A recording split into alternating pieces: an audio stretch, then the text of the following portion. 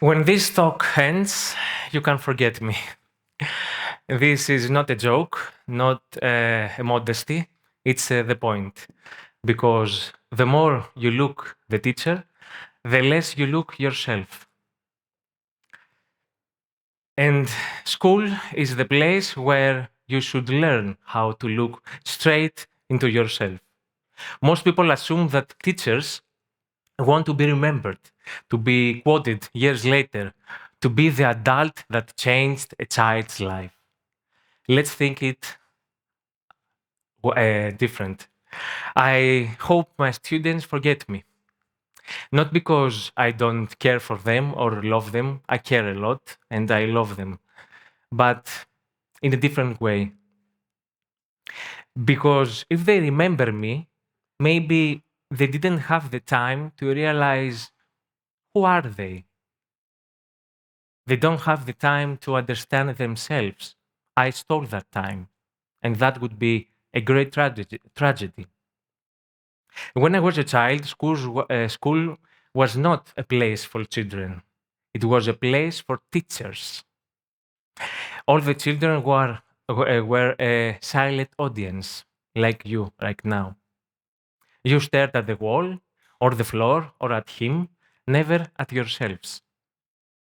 School was a stage for one actor, the teacher. But I didn't want to become that actor. Very early, I knew I want to be the one who steps out of the center and brings children to step onto it. Here's my idea. The goal of a teacher is not to be remembered. The goal of a teacher is to help children remember themselves. I see myself as a link in a chain. And in a chain, we have one rule. If one link breaks, the whole chain breaks. So our job is simple. Make sure no link breaks. It's not so simple, but we want children to live not with fear, not with the anxious to be perfect, not with pressure, but with belonging, with feeling themselves, with safety, with worth. A child who feels they belong doesn't break. A teacher is someone who plants trees they will never sit under. So it's not so important for the tree to know who planted me. It only needs to know I have roots.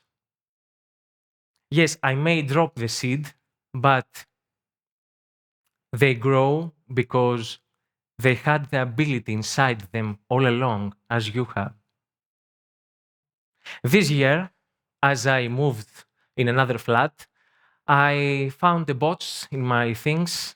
I opened it, and almost 300 little voices came out of it because I work almost 20 years, so many children uh, to get along with me. Drawings, letters, gifts. You are the best teacher in the world, they wrote. And for a moment, it is true.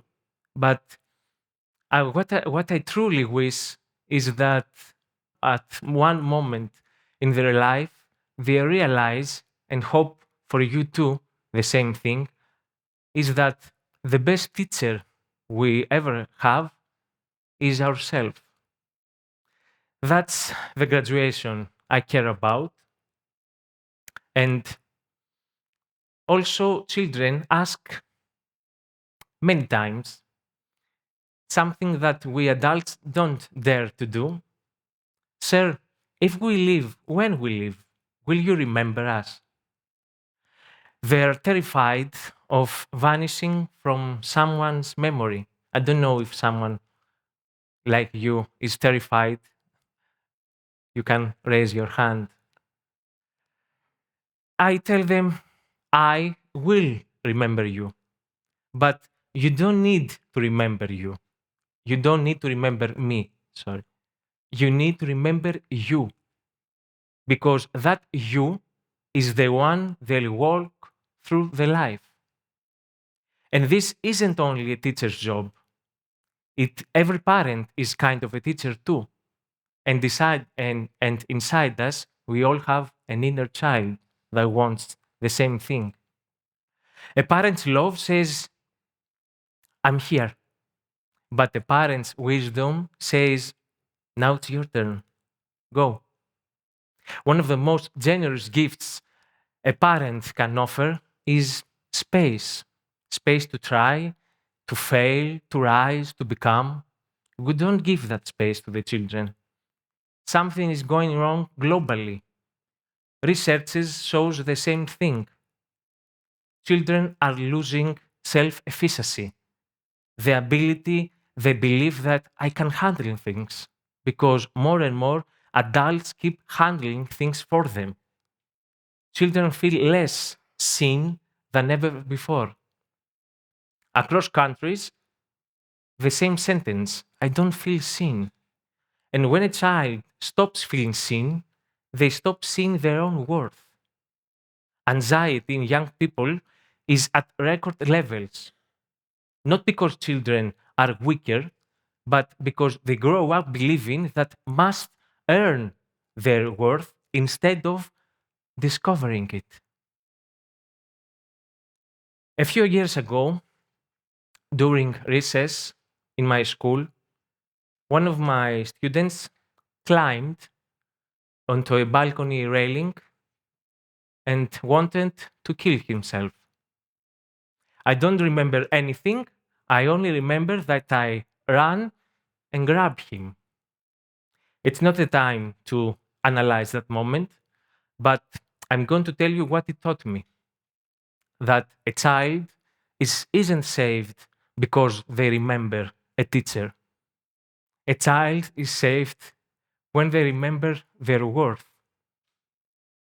because that's what saved me too. I was held together by people I barely remember.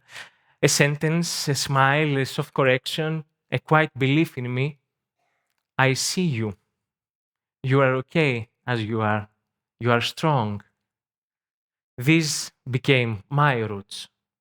And that's what I want in every classroom. Not for children to remember who said the words, but to remember the strength the words created. Our mission as teachers, as parents, as adults, it's not to become a memory. It's to become a spark that helps a child find their voice, their rhythm, their worth. So when this talk ends, you can forget me as long as you remember you. Thank you.